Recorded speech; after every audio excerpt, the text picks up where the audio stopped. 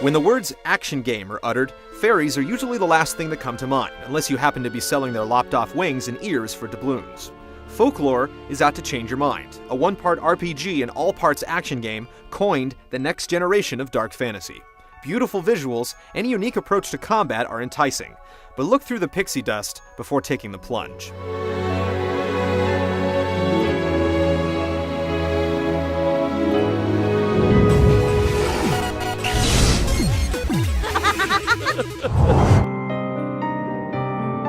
Folklore dives into the world of the supernatural through a tale of two travelers, a girl named Ellen pursuing her dead mother, and Keats, an occult magazine writer in search of the truth behind the paranormal. Their ventures lead them to Doolin, a quaint Irish seaside hamlet by day, and crossroads of the creepy crawlies, known as folk, by night.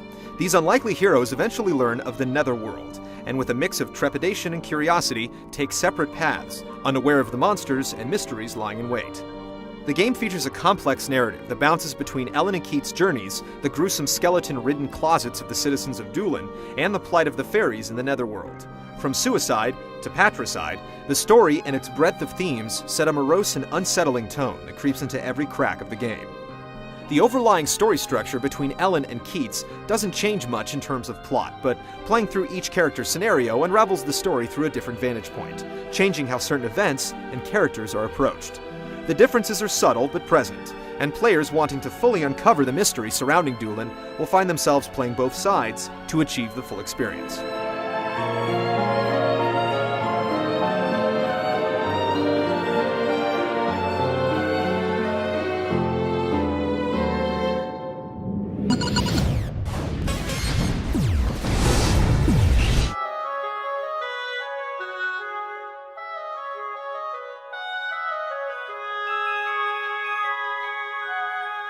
Folklore is a title brimming with duality. On the surface, it's a game that's as much action as it is RPG.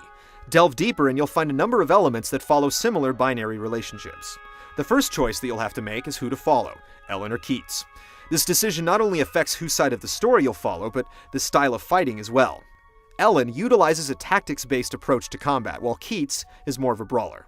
Then there's the day and night aspect. Entry into the different fairy realms is limited to nighttime hours, so for the duration of the day, you earn your meal ticket by finding keepsakes of the dead to use as tributes for passage.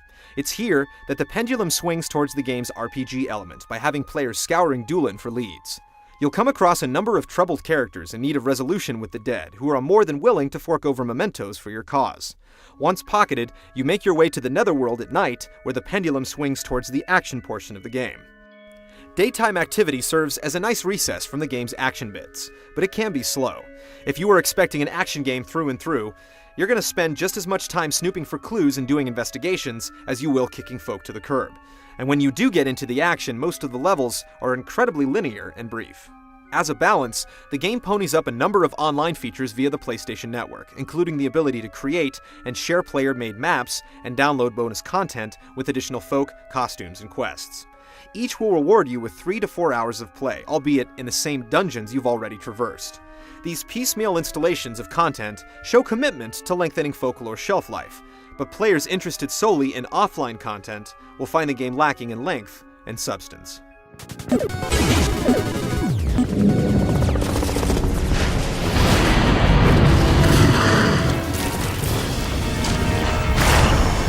Each fairy realm in the netherworld is a host to a number of unique folk equipped with their own unique abilities that Ellen and Keats can absorb.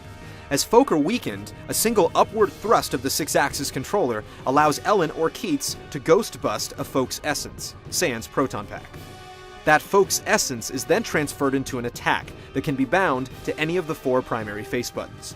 These folk attacks run the gamut from quick slashes and slow and lumbering strikes to far-off volleys and, well, bubbles. Folks make for interesting stand-ins to conventional weapons and magic found in other action games. You're never really limited to a set number of swords or spells. With folk, you can have as many folk combinations as your imagination and 4 face buttons will allow. Switching folk in and out of your arsenal is easy thanks to well-organized menus, but brief loading times after every switch puts a damper on the game's flow.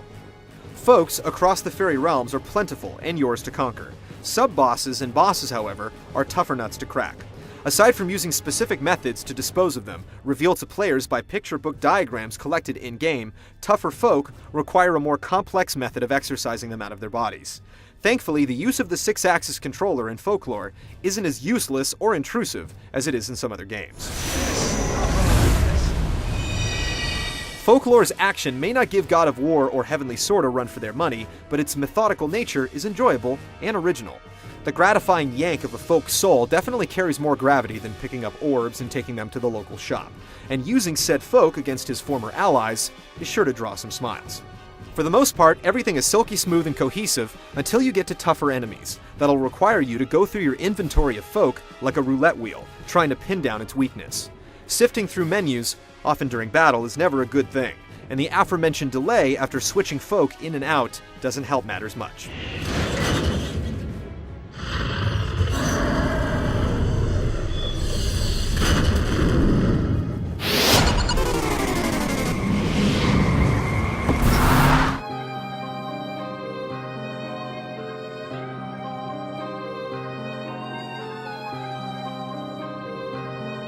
Folklore's spooky narrative is bolstered by an impressive combination of graphics and art direction that drives its dark fantasy motif home. The dramatic contrast between Doolin's rustic exterior and the fairy world's otherworldliness is evident by the game's choice of hues and carefully constructed environments. Each folk creature looks like it was pulled straight out of Tim Burton's personal sketchbook.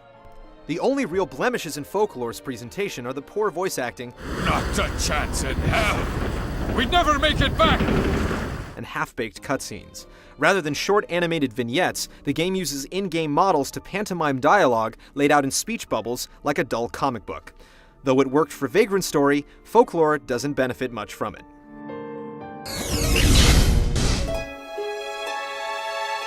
Just like its fairies, Folklore is a game that has definite charm. Just don't count on its effervescence to produce a long-lasting result. Despite its pretty package, many of the game's strongest points are marred by incongruities that keep it from excelling in a genre where excellence has already long been established. Don't be fooled though, Folklore is still a more than capable and unique action game that warrants notice, if not a spirited rent.